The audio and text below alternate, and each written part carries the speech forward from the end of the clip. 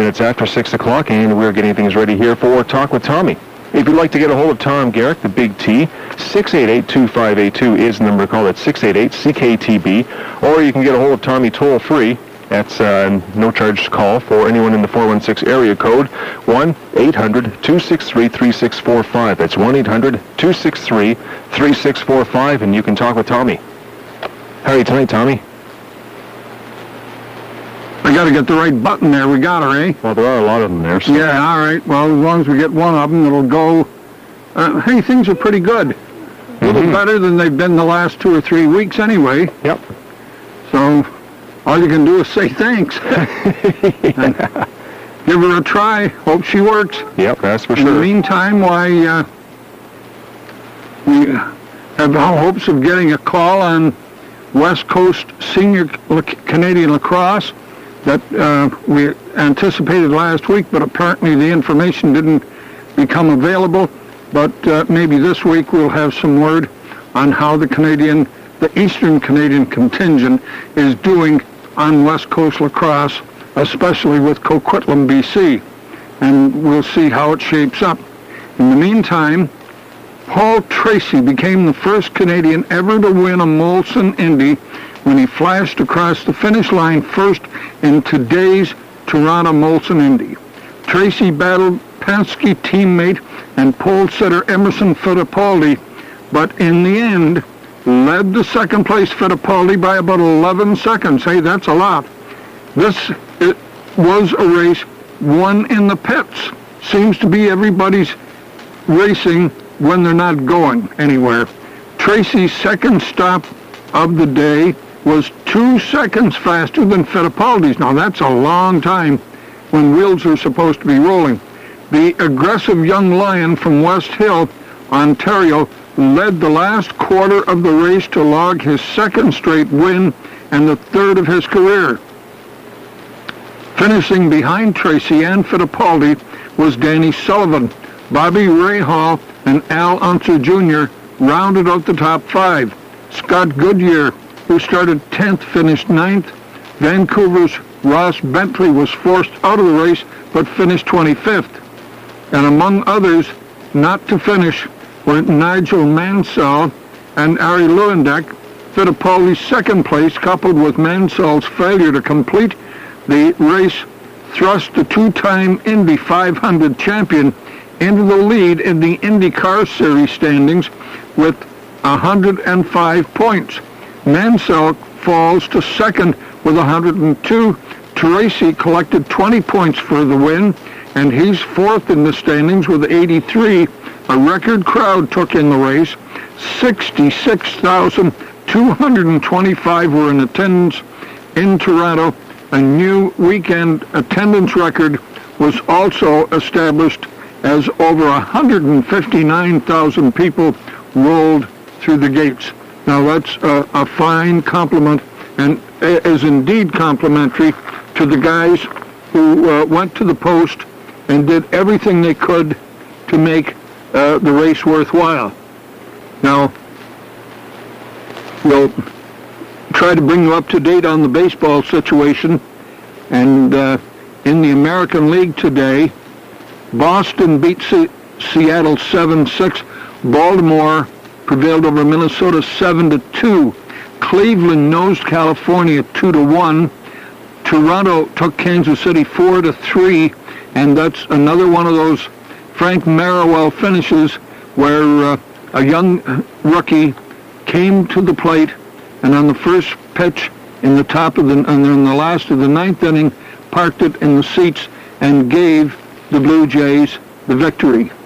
Now, one game's incomplete. Milwaukee and Chicago are tied at 1 in the top of the ninth, and we hope that we'll get a final on that before too long.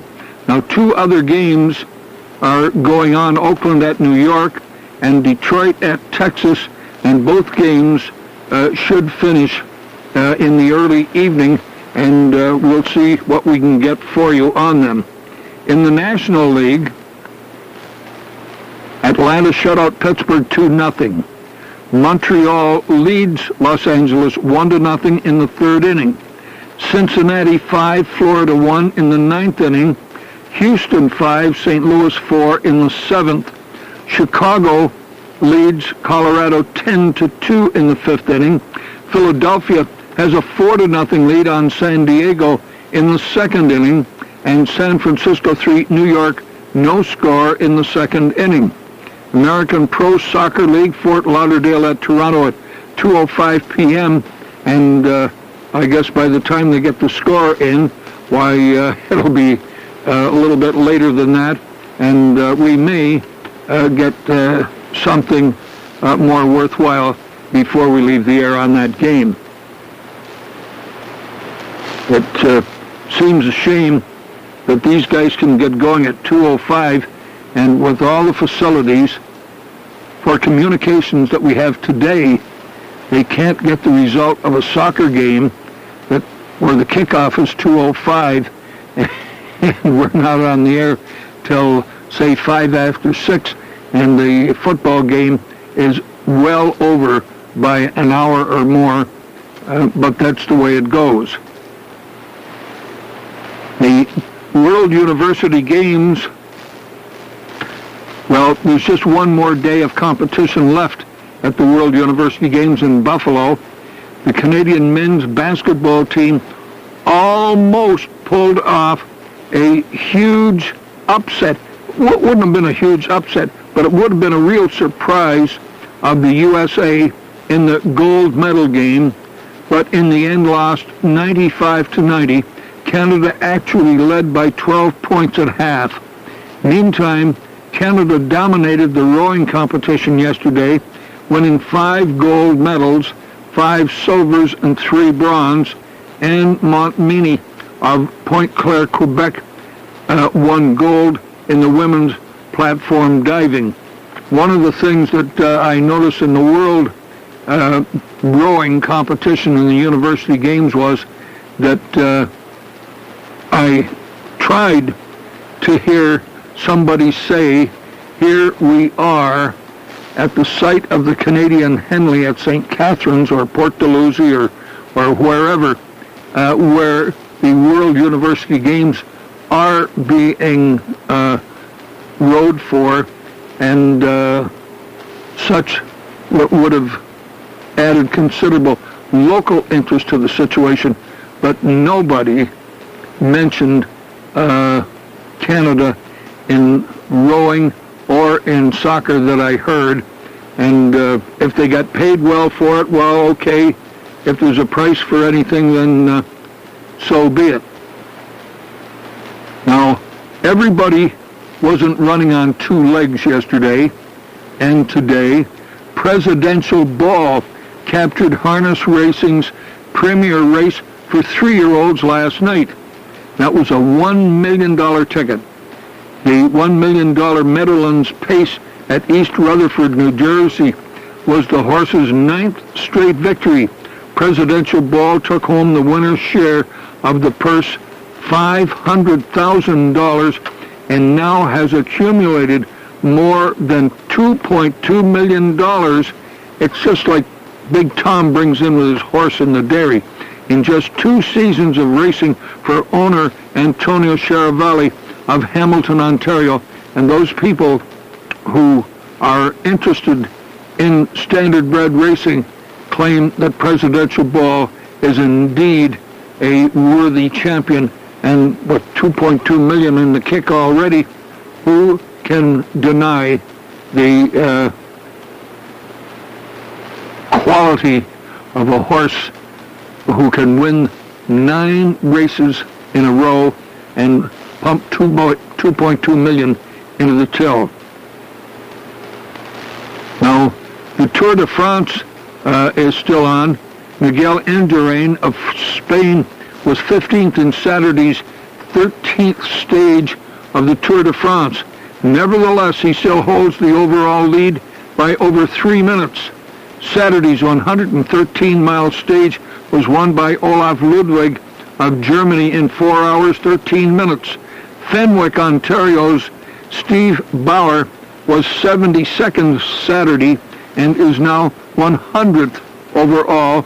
And of course, you have to be pushing for the top every day in order to improve your record. And Stevie Bauer isn't the young man that he was back at Olympics time in the 80s. And Father Time is taking its toll on his muscles. But still, Stevie's in there and says, I can go out and ride with the best of them on any given day, but give me a break, and I'll be in there for the prize money on some days anyway. Got to pay expenses. One of the interesting things today in baseball, Jeff Fassero is pitching today for the Montreal Expos when they play the LA Dodgers in LA, and the Dodgers will have Tom Candiotti on the hill. Yesterday, Delino DeShields' 2-run single capped a 3-run Montreal 10th inning as the Expos rallied to beat Los Angeles 9-6. Montreal trailed 6-3 entering the 9th inning, but scored 3 runs to force the extra frame. Mike Gardner of Sarnia, Ontario, picked up the win to improve to 2-3. John Wetteland pitched the bottom of the 10th to collect his 21st save. Montreal is now just 7.5 games back of front-running Philadelphia. You can't complain on that. And you got one there, Tom, that you want to make? Okay, it's all yours. When it comes to mini golf, nothing tops Super Putt. Super Putt, super fun. Super Putt, the only mini golf courses with PGA-approved greens. Super Putt, super style. Challenging mini golf courses with award-winning landscape design for your total enjoyment. Super Putt, super value. Bring the family, bring a friend, bring your date. Super Putt, super fun for everyone. Lundy's Lane at the QEW Niagara Falls, Welland Avenue at Lincoln Mall, St. Catharines, and Plains Road, Burlington. Super Putt. Well, come on, everybody. Wonderland's the one every day. It's such a party. Come on, it's all here at Wonderland. Hey, school's out and all the fun's in Canada's Wonderland. And your ride all day, pay one price passport makes Wonderland the best entertainment value around. There's over 50 rides, including 8 of the most awesome coasters, 11 fantastic shows, new Kids Kingdom, and Splashworks, the 10-acre water playground with slides, tubes, even a kid's splash pool. And it's all free with your passport. Plus, try new mini golf and new batting cages. And don't miss out on $4 off Wonderland passports. Coupons are now available at any KFC. That's up to $16 off for 4 people. With a deal this good, you can't afford to miss all the fun. Toronto's most exciting indoor laser light and music experience is now open. See the all-new Laser Zone Mission Impossible. Several shows nightly. Park now open daily, 10 to 10. Come on, have all the fun at Wonderland. And now, the top 5 reasons to visit Tunage Creative Car Audio. Number 1, award-winning custom installation. 2, names like Eclipse, Philips, Precision Power, and Code Alarm Systems. Number 3, no old leftover stock pushed on you.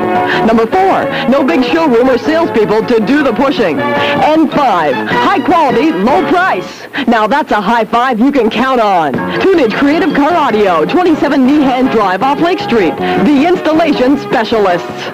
You're listening to Talk with Tommy on 610 CKTB, 688-2582 or 1-800-263-3645, and you can talk with Tommy.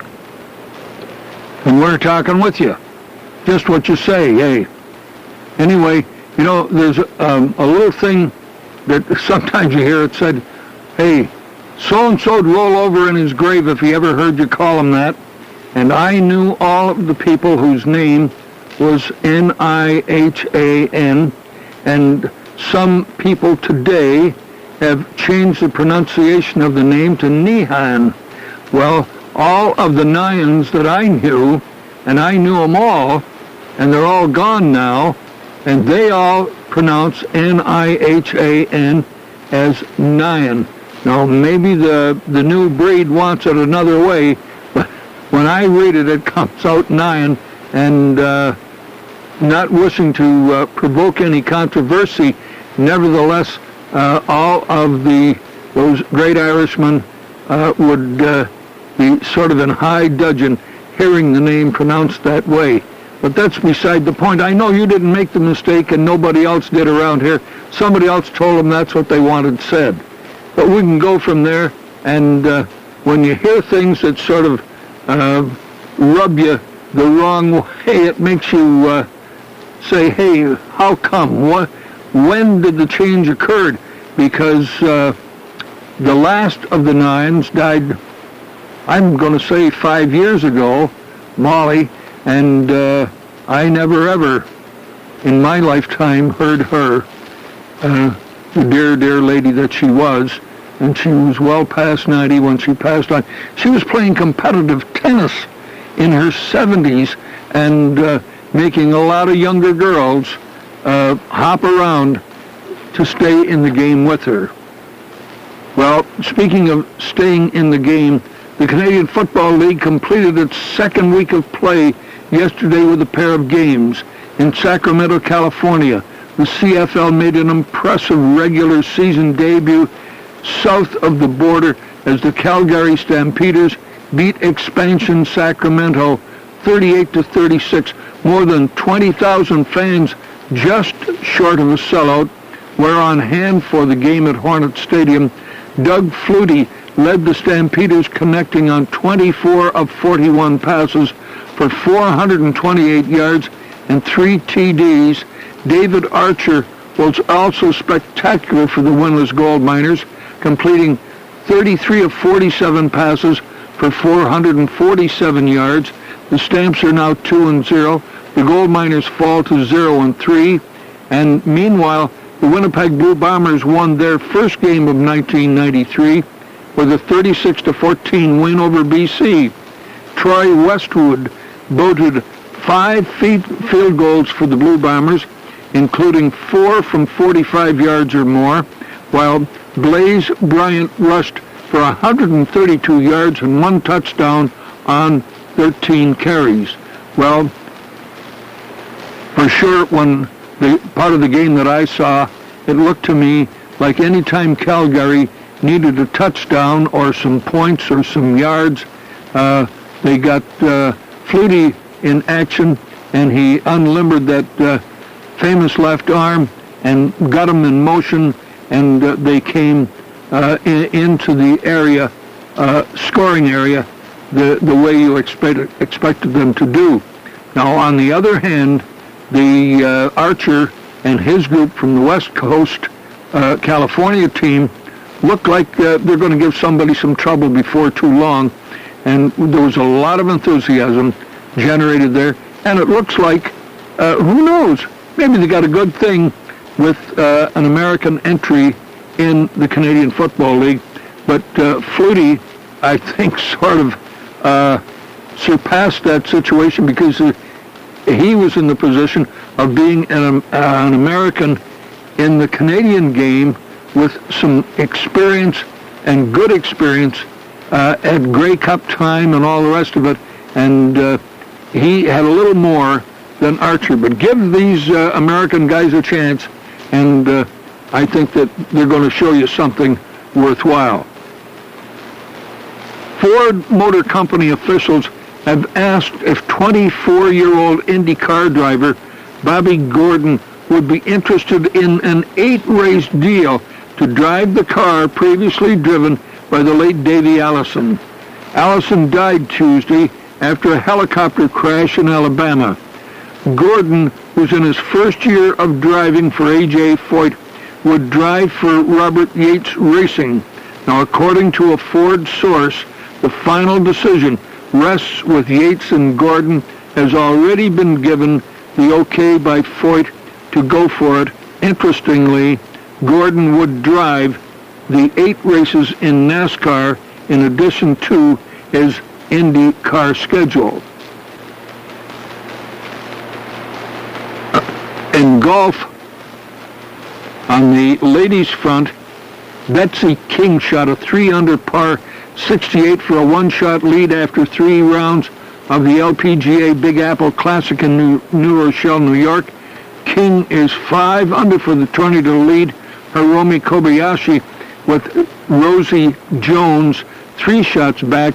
Barb Bunkowski of Burlington, Ontario, is 9 off the pace. Now, Australian Greg Norman has won his 2nd British Open title. He beat out defending champion Nick Faldo by 2 shots today. Finished the 72-hole event at 13 under. Norman fired a 6 under par 64 today to set a British Open record total 4-day score of 267, breaking Tom Watson's record by 1 shot. Faldo fired a 3 under 67 today, while Masters champion Bernhard Langer was alone in 3rd place, 3 shots off the lead. And when you take the score that Mr. Watson had, and after all this time come back and beat the better of his 2 scores by a single shot, then, he's done something. And one thing I enjoyed about Watson, a lot of these guys have gone crazy for hats to play under while the game is being contested, and the Australian Norman has been hiding under that hat all year long, and apparently the early bright sun has bothered him. But there wasn't enough brilliant sun in Britain while the tournament was on for him to get underneath that fancy hat, and they are comfortable hats, and the breeze blows through them and so on, but there was enough breeze in Britain where they were on the Royal George course that he didn't have to worry about the breeze in his blonde hair. It was well wind-blown any time that I saw him in the pictures.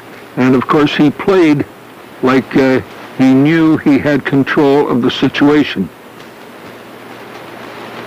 Now, Harry Gant has the lead 1/4 of the way through today's NASCAR Miller Genuine Draft 500 at the Pocono Speedway in Pennsylvania.